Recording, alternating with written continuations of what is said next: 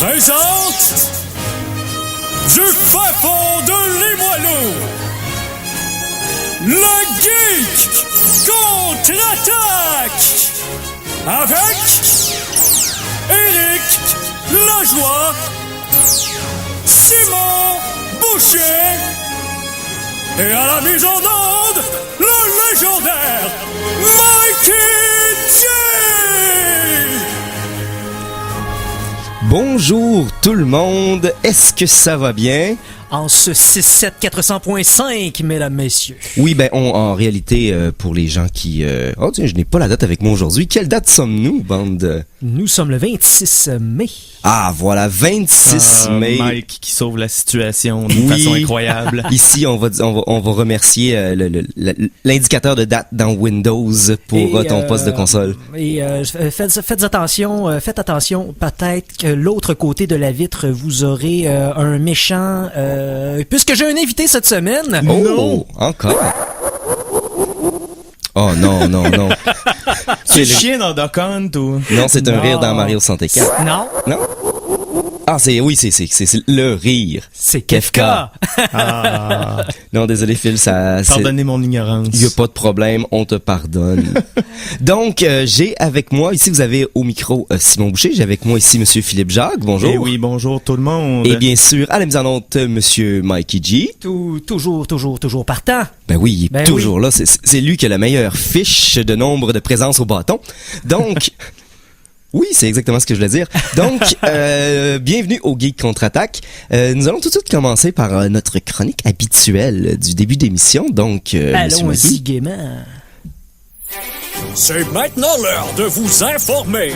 Voici les Geektualités avec Simon Boucher. Je m'habituerai jamais que c'est ton vrai nom, genre. Ben oui, c'est mon vrai nom, je veux dire. Non, mais je veux dire, d'habitude, on est habitué d'entendre Mikey faire une petite patch de voix pour annoncer quelqu'un d'autre. C'est pas parce que j'ai manqué complètement la moitié de la saison parce que je travaillais trop que je suis nécessairement pas là souvent. La preuve, je suis là cette semaine. Irremplaçable, Monsieur Boucher. De quoi nous parlerez-vous? Je suis sûr que dans les gens qui nous écoutent présentement, il y a beaucoup de fans de jeux de société, de jeux de table. Oui, j'adore jouer à Flip the Table, entre autres. Qui est un jeu physiquement avec des tables. Mais ici, un jeu sur la table. Tout le monde connaît Clou, un des plus grands classiques. Oui. Donc le jeu, il y a eu un meurtre dans une maison. Un jeu de table d'enquête, finalement. Exactement, il y a eu un meurtre dans la maison et vous devez trouver qui a commis le meurtre, avec quoi et où. Eh bien, ils viennent de sortir une édition spéciale de Clou. C'est l'édition Donjons et Dragons. Quoi? Donc, Colonel Moutarde et tous leurs amis sont remplacés par, mettons, l'elfe mage, le nain guerrier et tout ça. Les chandeliers et cordes sont remplacés par l'épée vorpale, le fléau d'armes +3. Et ça se passe dans le château d'un archmage et donc les pièces sont remplacées par des choses telles un donjon, la bibliothèque du grimoire, des choses comme ça. Et il y a même certains monstres errants pour rendre la chose un peu plus compliquée. Donc, est-ce qu'il y a des éléments d'RPG qu'on peut améliorer nos personnages avec des points ou quelque chose de genre? J'ai pas ces détails-là, malheureusement, mais en gros, l'histoire, c'est lors d'un souper chez l'archimage, un doppelganger, donc une créature qui prend la forme qu'elle veut, tue l'archimage durant le souper et elle prend la forme d'un des joueurs pour essayer de s'échapper. Donc, c'est toujours quelqu'un qui est présent qui est le criminel. Et donc, mais là, elle n'avait pas prévu que le château se barrait automatiquement quand l'archimage était tué et que nous sommes sur l'enquête. Donc, ça va être disponible sous peu. Commencez à harceler vos fournisseurs de jeux de table. Est-ce que tu as une idée du prix? Regardez, c'est une édition spéciale. Ça va être probablement autour de 40 à 60 $. Intéressant quand même. Parce que bien sûr, Dungeons & Dragons va aller se chercher une grosse cote. Ah, ben bien mérité. OK. Faut bien qu'ils fassent de l'argent à quelque part. Ouais. Ben oui, je veux dire qu'ils font pas d'argent avec leur livre à 75 $. Ici, j'ai une rumeur. C'est extrêmement non fondé. C'est basé sur un tweet. Fait que prenez ça avec probablement 2 salières de sel. OK. Mais, suivant un tweet de Lucy Lawless sur Twitter... La Xena. Xena a des chances de revenir sous une forme ou une autre dans un futur proche. La guerrière Safik. Oui, est-ce que ça va être une web... Merci Mikey de remonter un petit peu le niveau de vocabulaire de l'émission. Est-ce que ça va être une web série? Est-ce que ça va être une série comme on l'a connu? Est-ce que ça va être un exclusif Netflix? Ça pourrait être cool. Est-ce que ça va être avec Lucy Lawless ou une nouvelle actrice? Non, ça va être sûrement Non. Lucy Lawless, mais est-ce que Gabrielle va être là pour aller justement chercher le terme que Mikey a utilisé? Je le sais pas. Présentement, c'est une grosse rumeur, mais honnêtement, il y a plein de jeunes garçons qui pourront enfin vivre une adolescence saine grâce au retour de cette émission. C'est impossible de vivre une adolescence dans les règles de l'art sans avoir un modèle qui mesure à peu près 6 pieds et 7 qui tue des méchants oui, il y a un moyen, hebdomadairement à la Il y télé. a un autre moyen, ça s'appelle Baywatch. Non, mais t'as besoin d'une figure maternelle capable de tuer ton père par moment. Ouais, c'est mieux un peu. T'sais, honnêtement, il y a Freud présentement qui est en train de tourner dans sa tombe. Si on l'entoure de fils de cuivre, il va produire de l'électricité. Fait qu'on va faire attention à ce qu'on dit. Freud va rendre hommage à Tesla. Oh oui! Hey, on va aller sur une autre petite chose. Je sais pas si vous avez vu sur Internet, il y avait une grosse mode. C'était des gens qui se mettaient ils prenaient des photos, c'est très japonais, dans des positions où ce qu'ils avaient l'air de faire des moves, des attaques de Dragon Ball ou d'autres jeux de ce style-là. Ah, donc, ça, il avait l'air de j'ai croisé lancer des gens, puis ils prenaient des photos en plein air sur le bon moment. OK. Mais là, il y a une peut-être. application sur iPhone qui permet dans vos photos, rajouter des effets de chargement de puissance, de balles de feu, d'éclairs un peu à l'empereur. Donc, j'ai montré d'ailleurs la photo des éclairs à l'empereur à Monsieur Philippe Jacques qui va dire que c'est 100% acceptable. Ah, c'est fantastique. Je ne ferais pas mieux dans Photoshop. Donc, vous pouvez vous aussi rajouter un petit peu de vie dans vos photos et un petit peu de maléfice. Là, Le maléfice. T'es conscient, Simon, qu'en disant ça, je n'ai pas le choix de m'en acheter un iPhone pour pouvoir avoir cette application-là. Maintenant, ça y Mais est. parlant d'applications de ce style-là, je sais pas si vous connaissiez, c'était très populaire il y a environ 1 an et demi. C'était Movie Studio FX. C'était fait par Bad Robot Interactive. Bad Robot qui est qui est la compagnie de J.J. Abrams. OK. Non, ben là, excusez-moi, j'ai parti l'application et j'ai une tonne métrique de son, fait que je vais juste la baisser pour pas que vous entendiez ça. Et puis, ça a eu des partenariats avec, entre autres, Star Trek, le dernier Call of Duty. Et puis, c'est une application que vous prenez une petite vidéo et ça surimpose par-dessus votre vidéo des effets de style des missiles, des explosions, Ouais. des roches géantes qui passent. Ou des Mech Warriors, je pense. Oui, là, présentement, il y a eu des, avec Star Trek, il y a eu des effets de torpilles au proton, de combats de phaser, de même si tu prends un paysage, tu peux faire passer l'Enterprise dans le ciel. Donc, Simon, on dit torpille à photon. Photon, oui. j'ai dit quoi? Proton. Oh, je m'excuse, hey. C'est dans Star Wars. ça. Ouais, c'est ça, je me suis trompé de star. Alors, Dans ta face, Simon. C'est un autre geek sur une technicalité, ça compte pas. Oh. Donc, c'est une petite divergence, mais 2 applications super agréables. Donc, allez chercher le Kame Camera si vous voulez faire des trucs de Dragon Ball. Et caméra! je suis content de voir que quelqu'un a pogné le jeu de mots. Et sinon, c'est Studio Movie FX celle-là pour mettre dans des vidéos très intéressantes. Et là, hey, je peux vous parler. Êtes-vous au courant du hamburger le plus cher au monde? Oh. Savez-vous comment Tu il vaut? intrigues mon estomac, Mikey? Étant moi-même oui, je suis comme on appelle une pute à burger. Bienvenue dans le club. C'est-à-dire que je ne peux... Tu ferais n'importe quoi pour un hamburger? Je ferais n'importe quoi. Tel le petit gros dans Popeye, là, Bluto. dans le temps. Là. Non, pas Bluto, l'autre, Gontran, je pense. qu'il Gontran, s'appelait. ça dépend de la traduction. Ouais, avec le petit chapeau melon. Bref, le burger le plus onéreux au monde coûte 330 000 $. Est-ce qu'il y a des diamants purs à l'intérieur? Non, puis il y a même rien. La seule chose qu'il y a de pur, Des puis feuilles d'or? c'est vraiment pur. Non, c'est de la viande faite in vitro. De la viande faite à partir de cellules souches Non, musculo-squelettiques. c'est comme manger un clone burger, finalement. Un excellent clone burger. Le créateur même, je crois que c'est Peter Frost qui s'appelle, il a goûté à sa création et il la qualifie, tenez-vous bien, de relativement bon. Relativement.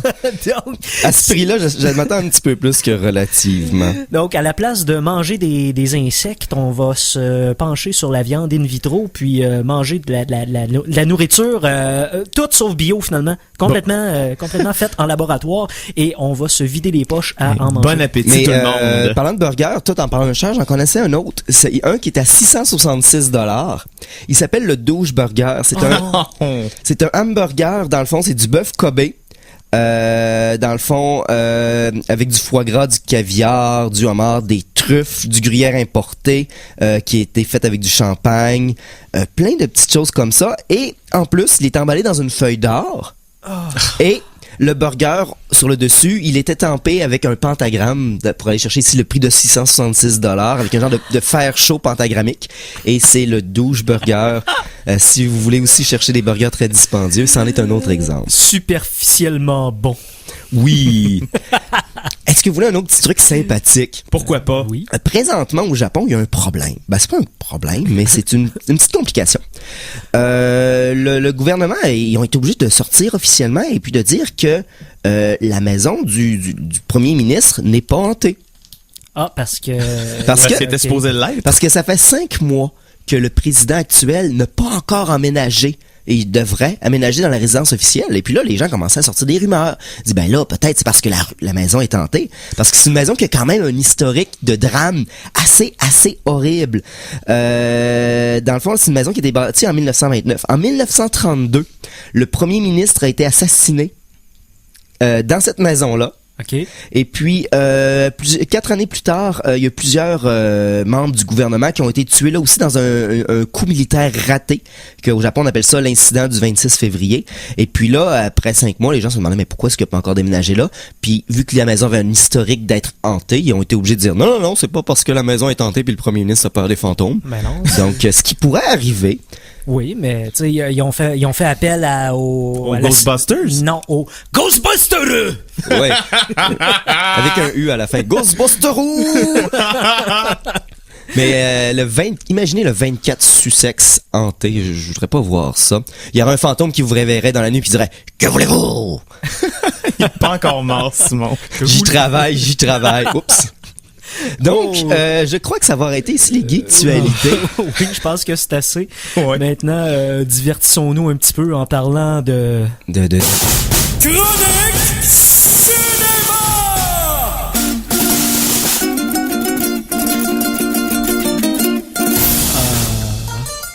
Ça y est. Solo de banjo abrégé. Donc, là, je viens de voir l'heure. Je pense qu'on est allé un petit peu vite. Fait qu'on va aller sur 1 ou 2 petites informations cinéma rapides. Après ça, on va aller en musique. Puis après ça, on va aller sur le contenu principal de la chronique cinéma. Donc, moi, je tenais simplement à vous dire que ceux qui l'ont pas vu cette semaine, la bande-annonce pour Anchorman 2 est sortie. Donc, si vous l'avez pas Oui, le encore film vu, avec Will Ferrell. oui, donc ça a l'air délicieux, puis ça a l'air de respecter l'esprit du premier, même si ça se passe Ça 30 fait ans plus tard longtemps que et je que l'ai les pas personnages vu. n'ont pas vieilli. Mais c'était un des bons Will Il Ferrell. va falloir que je le réécoute définitivement. Oui. Oui. Toi, Philippe, t'as quelque chose à nous parler après t'as nous parler pour le cinéma? Oui, After the Jump, comme qu'on dit. Mais présente-nous ça, puis on va monter l'intérêt du Après public. la chanson de la semaine numéro 1, je vais vous parler de, je suis allé voir pour vous, Star Trek Into Darkness. Oh. Alors, on va en parler Mais brièvement. Tout d'abord, délectons-nous les oreilles. Oui. Oui, j'ai... La chanson de la semaine! Je suis pas habitué de présenter la chanson de la semaine, alors j'ai voulu aller trop vite. C'est pas grave. C'est quoi la chanson de la semaine? Pour vous cette semaine, j'ai quelque chose qui vient du jeu vidéo ultime dans mon livre à moi. Ça s'appelle Doom. Je sais pas si vous en avez entendu parler. Légèrement. Alors, c'est la chanson s'appelle Épisode 1, Monde 1 Hangar. C'est un remake de la chanson du premier tableau de Doom, faite pour un mode de Doom 3 qui s'appelle Doom 3 classique. Qui ramène Doom 1 dans Doom oui, 3. C'est le premier épisode de Doom 1 refait dans Doom 3 de façon magistrale. Alors, le groupe qui a repris la chanson s'appelle Sonic Clang et ça fesse. Alors, Mikey.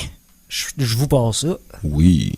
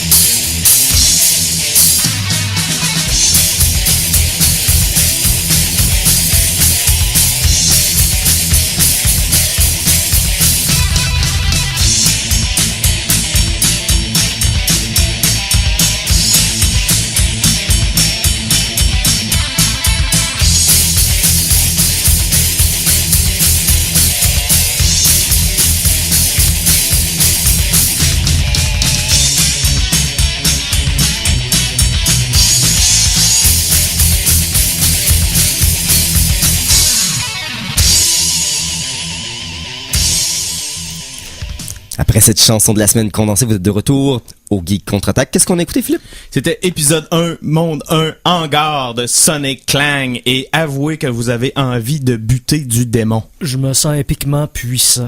Oui, ça me donne envie de sortir mon émulateur de DOS. Donc, t'allais nous parler de... Star Trek Into Darkness. T'as vu ça pour nous? Oui. Quel sacrifice. Et Mikey, je vais essayer de pas donner de spoilers, mais donne-moi un spoiler alert pareil. OK. Au cas où. Au cas où, j'ai peur de m'échapper, sérieusement. On n'est jamais trop prudent. Si jamais vous... Bon. Si jamais il y a un spoiler trop important que tu t'apprêtes à dire, tu t'avertiras, Mikey, on va partir de la musique, vous pourrez à la maison mettre vos doigts dans vos oreilles et dire la pendant 15 secondes. Bon.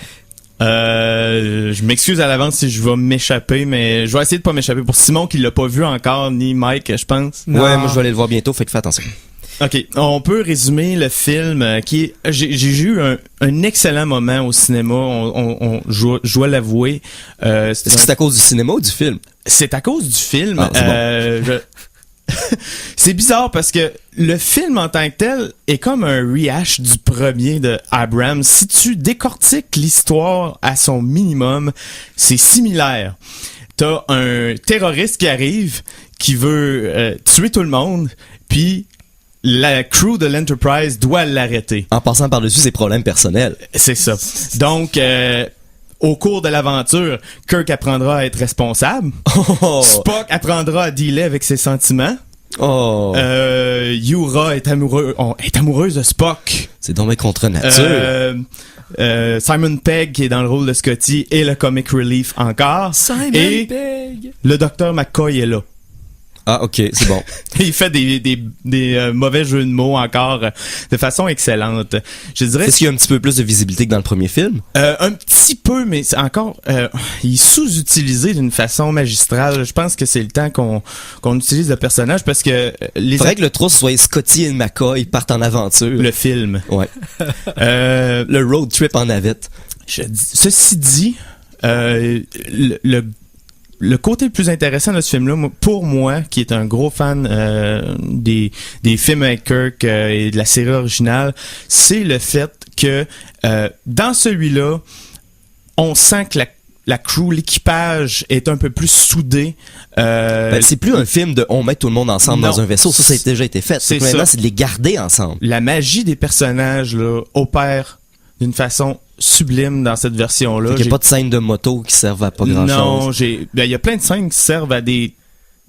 plus ou moins, mais en tout cas, c'est une autre histoire. Oui, okay. Mais la magie, c'est les personnages, les effets spéciaux qui sont seamless, un peu comme... je comparerais ça au niveau des effets spéciaux des Avengers. Ok. Il y a beaucoup Peux-tu traduire seamless?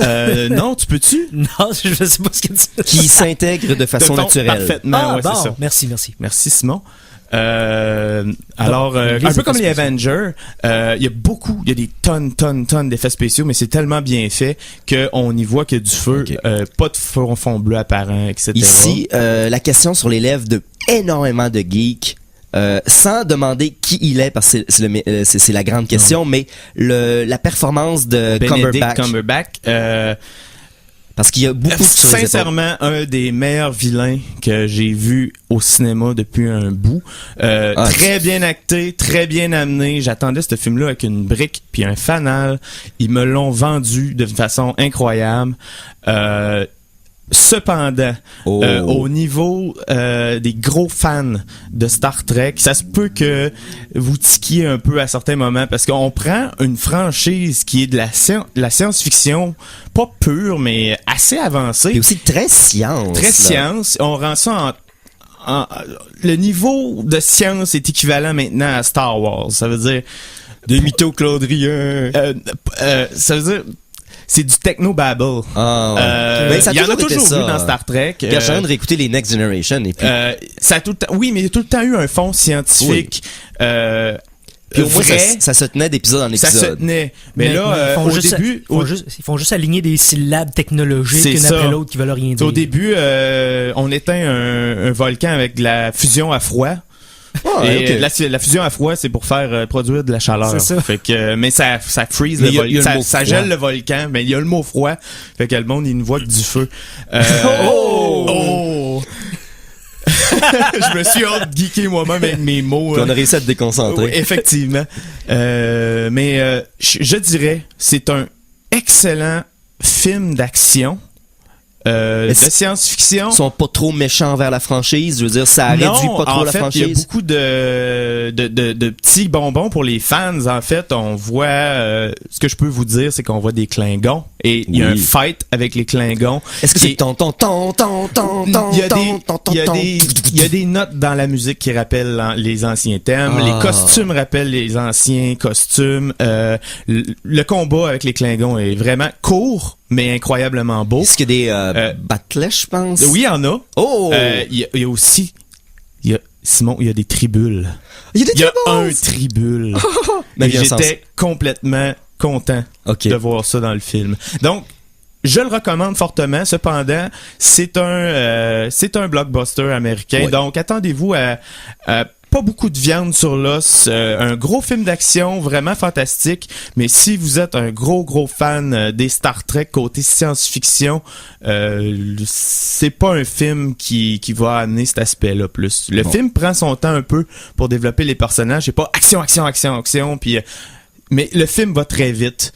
Puis, mais il est bien balancé en général. En gros, sur 10, combien tu donnes de lens flare? 3 lens flare et demi. Sur 10? Ah, non, sur 5. On voudrait dire ça à 7 sur 10. Donc, c'est quand même, ça vaut le déplacement. C'est ça.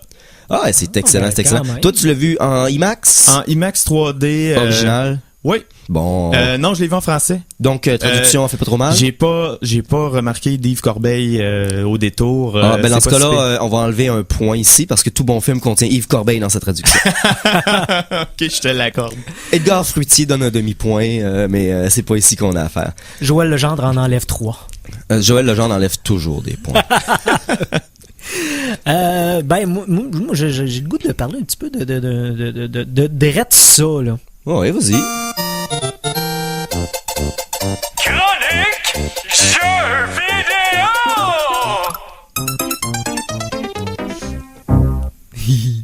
Alors, jeux vidéo? Oui. Qu'est-ce qui s'est passé cette semaine? Qu'est-ce qui s'est passé cette semaine? J'ai pas prêté attention. Oui, j'ai prêté attention. Ici, je présume que tout le monde a entendu parler de ce qui s'est passé mardi, quand ils ont annoncé la boîte X en forme de X. Oui, effectivement. Ça fait toujours drôle de dire qu'est-ce que t'as? Ben, j'ai une Xbox 1 et une PS4. Ça fait un petit peu bizarre.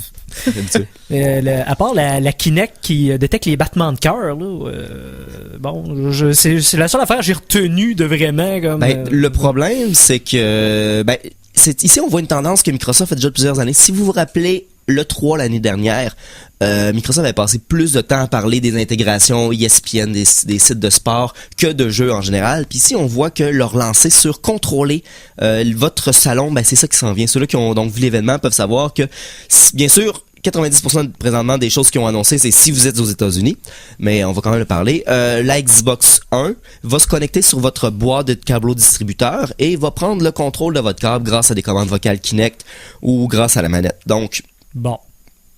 Okay. La Kinect est intégrée dans la console. Non, c'est une pièce supplémentaire, mais elle doit être branchée en tout temps. OK. Là, ils ont pas parlé de quasiment de jeux, ils ont montré des jeux de Electronic Arts pour le sport. Donc, ils ont parlé de sport puis de Call of Duty.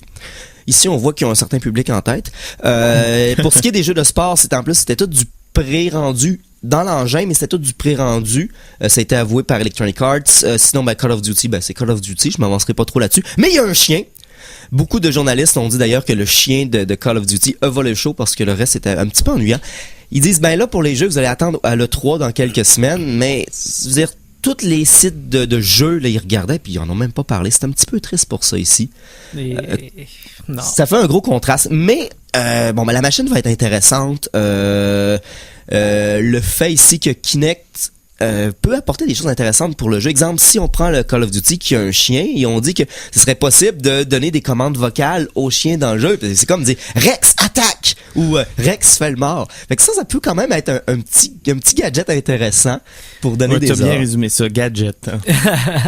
Mais moi, ce qui m'intéresse beaucoup, c'est la manette. Visuellement, elle est rendue très belle et puis ils vont mettre des systèmes de vibration dans chacune des gâchettes, les boutons de gâchette. Ouais. Donc, au lieu d'être toute la manette qui vibre quand vous tirez, ben ça peut être juste la gâchette, mettons, de la gâchette de la gâchette. Ben oui, ben c'est très bien comme ça parce que ça va rehausser le niveau de réalisme. C'est ça. Mais ce qui est vraiment à retirer, c'est aussi une entente de 400 millions de dollars en quelques années avec la NFL. Bien sûr, du contenu purement américain. Fait qu'on voit qu'il s'en va directement vers une boîte très liée au divertissement. Plus un media center. Un media center parce qu'ils ont presque pas parlé de jeu. On va voir ça dans quelques semaines. Les rumeurs les jeux vont être enregistrés à votre console. Fait ils ont annoncé que oui, on va pouvoir les vendre, mais ils n'ont pas expliqué comment. La console doit se connecter sur Internet une fois par jour.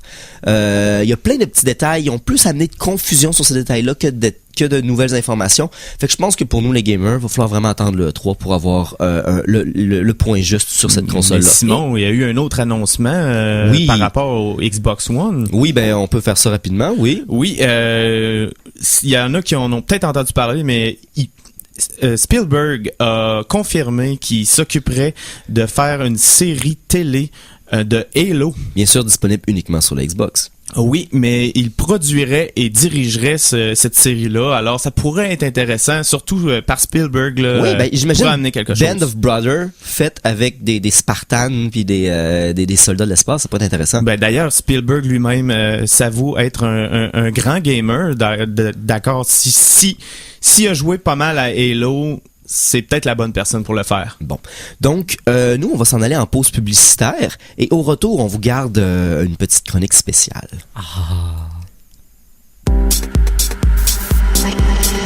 89. Nous allons nous rejoindre. Désormais, le choix est simple. CKRL.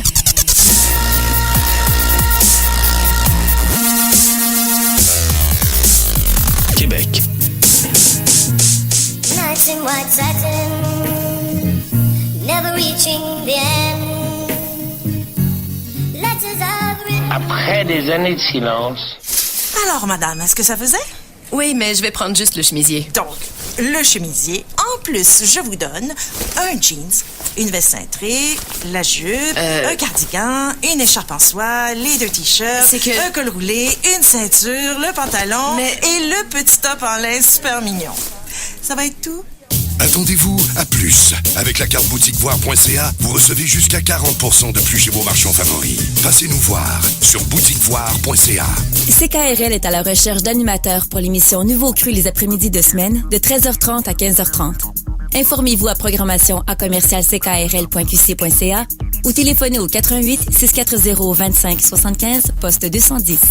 Lundi le 3 juin dès 15h30, soyez aux premières loges du lancement de la nouvelle programmation estivale de CKRL. Venez rencontrer vos animateurs favoris et profitez-en pour vous délecter de notre bière, la CKRL. Au Bal du Lézard, 1049 3e Avenue, le 3 juin dès 15h30. On vous attend. Présentez votre carte de membre de CKRL et obtenez 10% de rabais au restaurant Les Colocs, 400 3e Avenue Limoilou, au Cercle, 228 rue Saint-Joseph-Est, à la Fournée Billot, 1296 3e Avenue Limoilou, et chez Amassan Le Masseur. Gardez toujours votre carte de membre de CKRL sur vous. On ne sait jamais. Ça peut être payant. Bonjour, ici Pierre Vanchampfou. Vous vous demandez qui je suis? Ça n'a pas d'importance. Ce qui compte, c'est ce que je fais. Ce que je fais?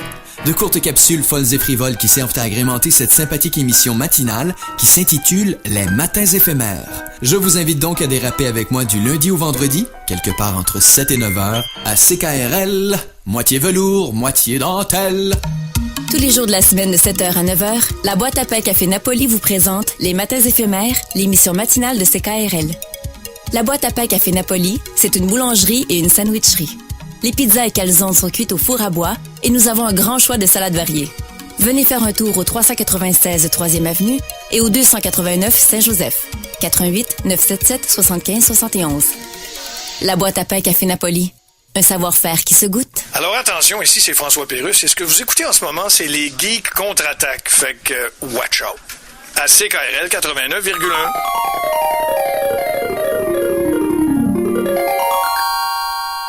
De retour de la pause, revoici les Geeks contre-attaque! Vous êtes de retour Geek contre-attaque à l'antenne de CKRL. Donc, nous étions en chronique jeux vidéo. Et avant de continuer, Monsieur Mikey, pouvez-vous nous jouer un petit quelque chose? Je peux bien.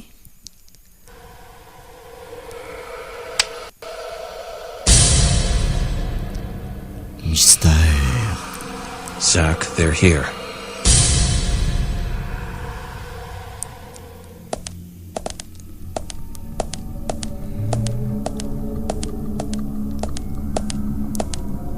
Quelle ambiance, justement, mystérieuse. Oui. Ça me fait peur. Est-ce que vous avez peur à la maison? Je suis effrayé, hein. Je suis en dessous de la table.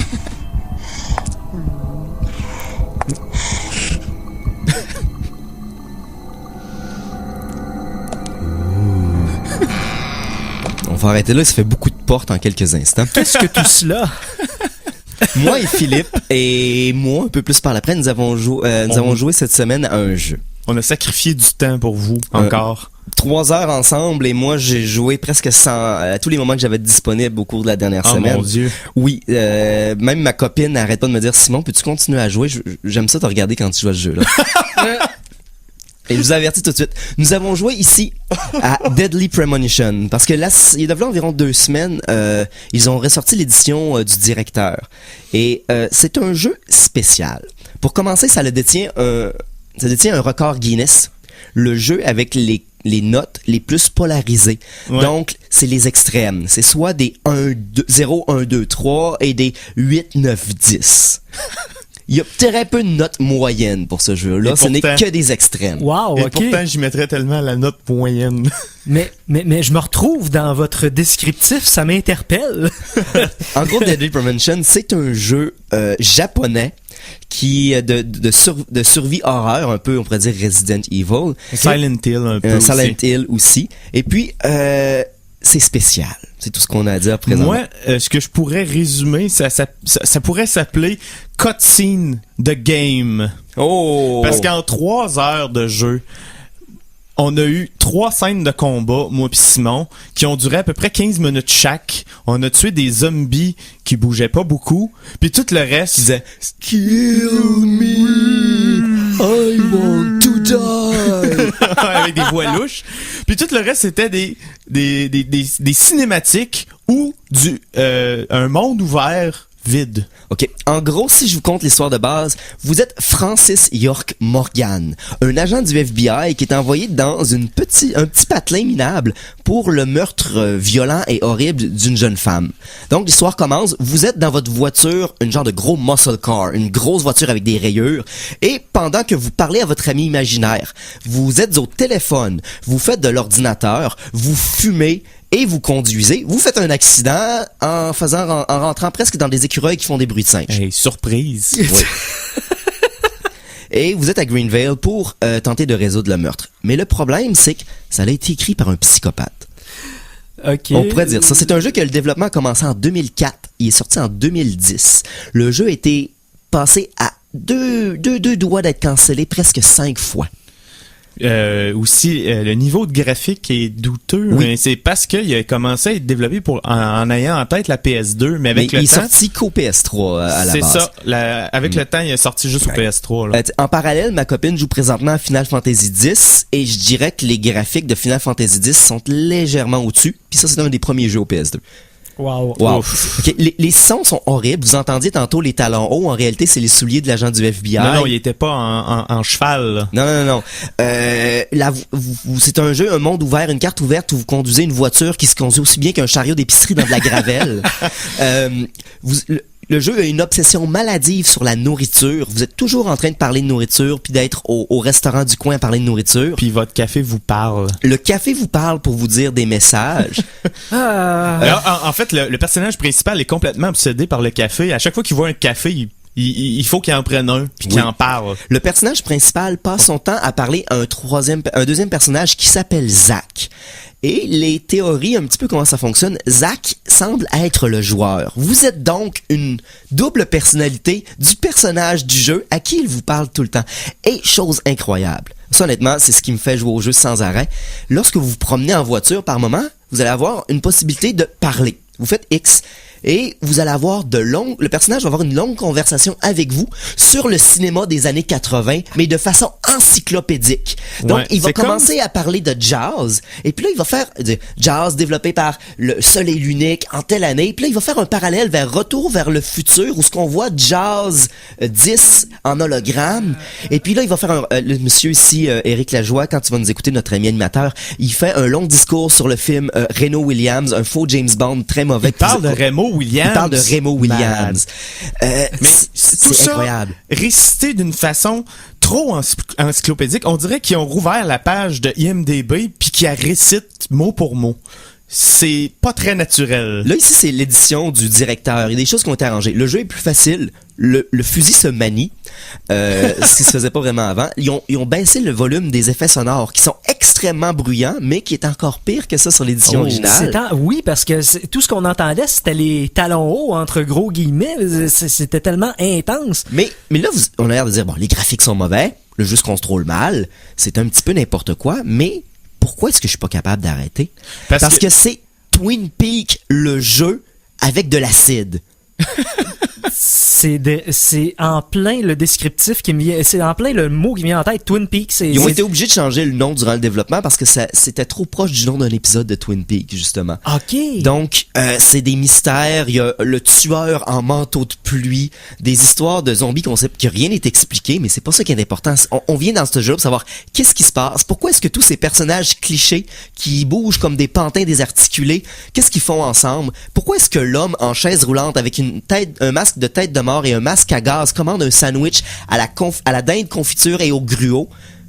C'est des mystères qu'on veut savoir. Aussi, on veut découvrir à quel point il y a rien dans la map de monde ouvert. Le monde ouvert, c'est la ville au complet, mais c'est un très petit village sur une très grande carte. Donc, il y a beaucoup de forêts inaccessibles. Et la carte, d'ailleurs, la voiture est un maximum de 40 km/h et va tout croche. Donc, très dur à contrôler. Et l'essence descend extrêmement rapidement. Donc, aller d'un point A à un point B risque de prendre 60% de votre tank à essence et il n'y a qu'une seule station-service. Et c'est dans un village, donc... Un petit village forestier. Puis on manque d'essence en se promenant juste dans le village. Ouais. Un point A, un point Regardez, B. C'est magnifique. Quand tu vas faire remplir ton auto, le simple fait de sortir du stationnement prend 1% de ta tank à essence. Ah, mon Dieu. Qu'est-ce qui arrive si tu manques d'essence? Puis, ton véhicule roule plus, mais tu peux utiliser des jerrycans pour... t'as des manières d'appeler une voiture en renfort. Mais j'ai essayé de faire du grand theft auto et de voler la voiture des autres. Tu ne peux pas. pas réussi. Tu peux voir que malgré tous ses défauts, c'est un jeu que tu peux voir qui est fait avec un niveau d'amour incroyable. C'est juste que côté technique, ils ont des gros problèmes, mais si vous êtes un anardeur de film, vous allez trouver dans ce jeu-là quelque chose d'incroyable qui va venir vous chercher. C'est comme si on regardait quelqu'un qui sait pas chanter, mais qui se donne tellement que c'est bon. Ouais. Donc, moi, honnêtement, je vous conseille de le louer. Avant, essayez-le, mais je pense pas que vous êtes capable de rester loin de Greenvale pendant très longtemps. Simon, combien de zombies désarticulés sur 5?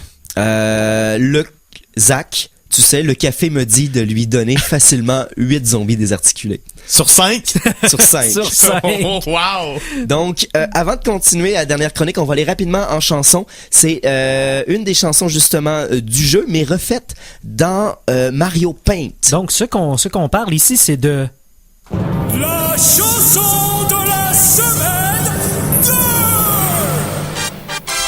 Donc, nous allons aller une des chansons de Deadly Premonition dans Mario Paint et ici même au Geek Contre-Attaque. Donc, on se revoit dans 3 minutes.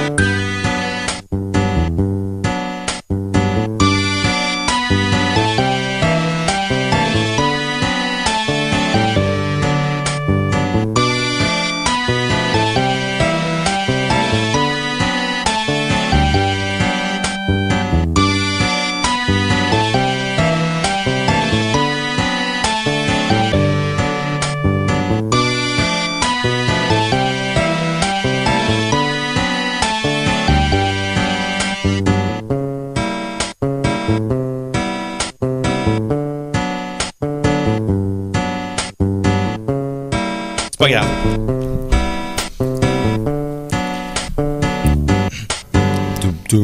Et voilà. Donc, vous venez d'apprécier ici le thème du sifflement de Deadly Premonition refait dans Mario Paint par un guerrier Fantastique. incroyable. Monsieur Jacques, oui. Nous avons gardé le meilleur pour la fin. Oh. Ou le moins Ou pire. le pire. Oh, non, c'est vraiment le pire. Et laisse-moi t'introduire en bonne et due forme. Le fond du baril scruté à la loupe. Voici notre pyrologue, Philippe Jacques.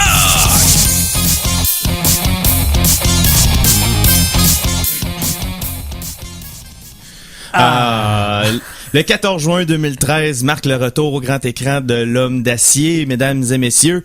Je me suis donc dit que c'était le Iron temps... Man? Non, Superman. OK. Ben oui. Je me suis donc dit que c'était le temps de parler à notre public d'un pan assez méconnu de la mythologie du personnage, Mike.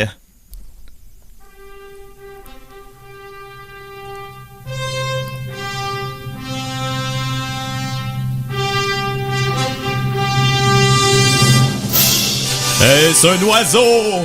Est-ce un avion? Est-ce Superman? Non! C'est Nicolas Cage dans un costume louche. Oh! Ah, les années 90, hein? Ça marque le retour en force du genre super-héros avec le Batman de Tim Burton. Oh, c'est 89, mais quand même, avec la suite aussi qui est Batman Returns. Les années 90 ont aussi vu le déclin du genre avec l'infâme Batman et Robin qui est très fluo en 97.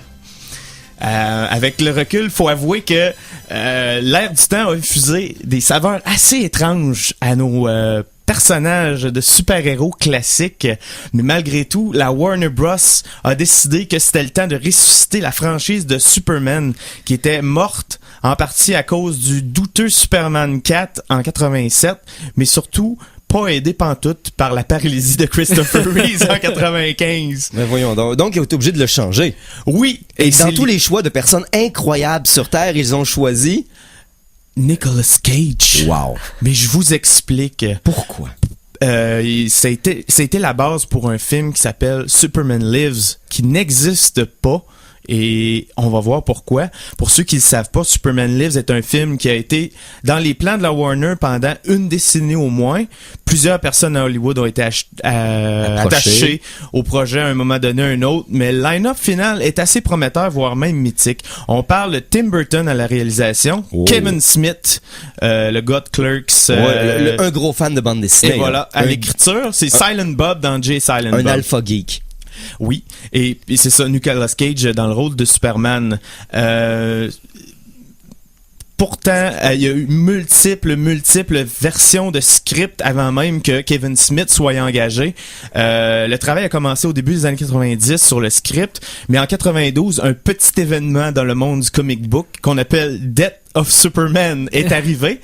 Ça a légèrement changé. Ça a changé les plans de la Warner. On a adopté cette trame narrative-là. Mais tu sais, je veux dire, Superman n'est pas resté mort longtemps. Non, mais côté film, c'est là que Kevin Smith a été engagé. La façon dont il a été engagé, c'est que il a été approché par la Warner qui leur ont montré les tonnes de scripts qu'ils avaient eu à date sur Superman, Death of Superman, et Kevin Smith leur a carrément ri d'en face et leur a dit que leur trame narrative était ridicule et il a comparé le script existant à Batman 1966, la série télé. Donc, oui, mais c'était bon, ok. Donc, il a décidé il a été engagé pour réécrire le scénario complet. Alors, son synopsis comprend le méchant Brainiac qui veut tuer Superman en bloquant le soleil et en le privant de ses pouvoirs. Bon, c'est un bon début. Mais il envoie une espèce de Super Hulk kryptonien qui s'appelle Doomsday pour le tuer. Ça marche. Il meurt, mais il sera ressuscité par l'Éradicator qui le mettra dans une armure. Moi, dans ma tête, si j'entends Éradicator, je pense pas que c'est le genre de gars qui va te ressusciter. Mais bon. Ah oui, mais c'est un robot kryptonien. Ah, ben là, ok, donc c'est un allié de Superman. Ah, ben oui. Donc, jaloux de cette armure-là qui imite les pouvoirs de Superman, Brainiac s'associera à Lex Luthor pour faire une alliance et tenter de s'emparer de la fameuse armure. Mais mon Dieu, ce n'est que des grandes étoiles du Superman qui sont là-dedans. Là. Suite à ce scénario-là, la Warner approuve le projet et passe à l'étape suivante, c'est là que Tim Burton est engagé. Mais c'est ici aussi que ça se gâte. Parce mais là, c'est-tu avant ou après Batman de Tim Burton? Le scénario, Kevin Smith a été engagé en 96, donc Batman Returns c'est en 92. Donc, ok, c'est bon. Parfait. C'est par la suite. C'est ici que ça se garde parce que là, ils vont présenter, la Warner présente Kevin Smith à un producteur, un certain John Peter, qui est un ancien coiffeur de vedette qui a produit depuis des nombreux navets étranges, dont un film de boxe avec Barbara Streisand. Wow. C'est là que ça passe en mode folie furieuse boosté aux stéroïdes. Parce que Kevin Smith a déjà raconté en détail ses rencontres avec Peters dans une vidéo que je vais poster sur YouTube. Mais voici les meilleurs moments. Peters se disait un très grand fan de Superman, mais pourtant il connaissait rien de la mythologie du personnage. Donc on parle de sa provenance Krypton, on parle de son nom d'origine Kal-El, on parle des personnages qui l'entourent, Jimmy Olsen et des trucs comme ça. Il connaissait rien de ça. Il a donné à Kevin Smith 3 règles pour écrire le script. 1, pas de costume rouge et bleu. Ça part bien. 2, il ne devrait pas voler. Ça part très bien. Et 3, il devrait combattre une araignée géante dans l'acte final. Pourquoi il y avait une araignée géante qui traînait dans le garde-robe? Non, parce qu'il a dit à Kevin Smith que les prédateurs les plus féroces du règne des insectes, c'est l'araignée. Ah. Donc, il n'y avait pas le choix de mettre ça dans son... On pouvait pas passer à côté, c'était une règle. Smith mentionne qu'il n'a pas bronché à la mention de ces ajouts-là parce qu'il voulait garder sa job. Fait que... Mais Peters va réutiliser l'idée de l'araignée dans Wild Wild West. Mais ça a bien marché. Ça a super bien marché. OK. Moi, il a demandé d'autres choses à Smith aussi parce que en 96, si vous vous rappelez bien, c'était la réédition, l'édition spéciale de Star Wars au cinéma. Oui. Et ça a eu un immense succès financier. Donc, John Peters a demandé à Smith, il a dit, écoute, ça me prend l'équivalent d'R2D2, mais tu vas le rendre gay. Je veux un R2D2 gay. Ben, ça s'appelle C3PO. Oui, mais lui, il savait pas. Il connaît rien. OK. Il a demandé aussi un équivalent de Chewbacca dans le film de Superman qui va servir de sidekick à Brainiac. OK, non, c'est pour en faire une tonne de jouets dérivés. Rien de moins. Ah ben, là, je veux dire, c'est des raisons pécuniaires et monétaires, c'est correct. Et pendant les temps morts, quand Superman était justement mort, il s'est dit, ça me prend une scène d'action pour rehausser l'intérêt du film. Donc, Brainiac ira à la forteresse de la solitude et se battra contre les ours polaires de Superman. Ma tank à mauvais goût déborde. Mais jusqu'à présent... la raison pour ça, il dit que les ours polaires sont les prédateurs les plus féroces du règne animal. Fait que t'avais les mammifères contre les insectes à un certain point. C'est sûr. C'est sûr que ça pouvait pas bien virer. Mais là, à partir de là, je veux dire, ils ont pas eu le choix d'envoyer des sacs et des sacs et des sacs d'argent sur ce projet-là. En fait, c'est là que Nicolas Cage obtient le rôle. C'est là que les sacs d'argent sont allés. C'est un gros fan de comic book, donc il a beaucoup poussé pour avoir le rôle et il a mentionné qu'il voulait... Son but, c'était de redéfinir le personnage. Mais là, je vais pas m'aller de pas mes affaires, mais est-ce qu'en plus, à cette époque-là, Nicolas Cage n'avait pas un mulet? Oui, j'ai des photos que je vais mettre sur le Facebook du... le film est allé assez loin en pré-prod et Nick Cage a fait des essais costumes. Il y a eu trois costumes d'essayés. Il y a eu le traditionnel. Rouge et bleu. Mais il était caoutchouteux, disons-le. Ben c'est correct. Oui, mais trop caoutchouteux. Puis Nick Cage avait un mulet. C'était bizarre. Le deuxième, c'est la version en noir que j'aime personnellement beaucoup. Ça ressemble au costume de Batman Returns. Il est très beau. Il y a un troisième vraiment douteux, le costume qui serait le costume robotique de l'Éradicator. C'est un costume transparent avec des LED à l'intérieur, des lumières d'ailes. OK. Je te dirais que cette idée-là, je pense qu'elle a fait son chemin jusqu'au film de Green Lantern. OK. Ils l'ont fait en CGI, mais l'idée de base est la même. Mais là, je viens de me rappeler, Superman dans les années 90, ça fait effectivement un mulet, fait que tout va bien. Le tournage a été prévu pour 98, mais il y a eu d'innombrables versions supplémentaires du script, ça marchait pas. Le film est allé dans l'innommable Development Hell. Je sais pas si tu peux me traduire ça, Simon. L'enfer des développeurs. Le purgatoire de la production. Voilà. Okay. Fait que c'est un endroit où on n'en sort jamais ou très peu. Alors, Tim Burton va quitter le projet pour... il produira Sleepy Hollow. Qui était un bon move. Par la suite, l'idée a été gardée à Hollywood, même dans les années 2000. On a redéveloppé le script. À un moment donné, J.J. Abrams a été attaché au projet après Burton, post-Burton. Robert Rodriguez. Tout le monde y a passé. Tout le monde y a passé. Et petit à petit, c'est devenu... le film de 2006, Superman Returns, par Bryan Singer, si je me trompe pas. Le gars qui a fait les 2 premiers X-Men. OK, mais finalement, ça a pas fini comme le script du tout. Non, c'est ça. Il y a eu de nombreuses réécritures parce que ça marchait pas pantoute, mais finalement, c'est à cause que quand il a été attaché au projet, Singer, lui, a décidé qu'il était un grand fan de Donner, les films de Donner des années 78. Il a dit... Bon, toutes ces idées-là de réimaginer Superman, Death of Superman, moi, ça m'intéresse pas. On revient à la base. Donc, il a ramené ça à l'essentiel. Ça a pas levé, mais... Au moins, c'était pas des ours polaires contre des araignées. Ouais, c'est ça. Ok,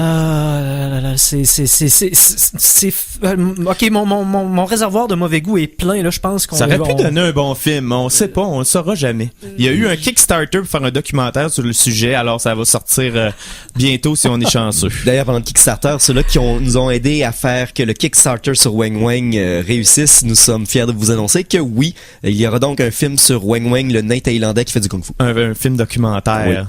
Oui. Donc, avant qu'on vous quitte, je tiens à vous dire que la semaine prochaine, là, on va tomber le 2. Nous allons vous annoncer quelque chose de spécial par rapport à la saison d'été. Quelque chose d'excitant, de magique et quelques petits changements. Mais je m'avancerai pas trop tout de suite. On va attendre que M. Éric Lajoie soit là aussi pour que les 3 pairs, dans le fond, de les Geeks Contre-Attaque soient tous présents. Effectivement. Et restez branchés à CKRL puisque suivra à l'instant les routes enchantées. Oui. Donc, Monsieur Philippe Jacques, merci d'avoir été ici. Ah, ça fut fantastique, mais trop court. Oui, Monsieur Mikey J, toujours au micro, toujours fidèle. Toujours un plaisir. Donc, c'était Simon Moucher. Je vous souhaite une excellente semaine. Soyez là la semaine prochaine et salut les geeks.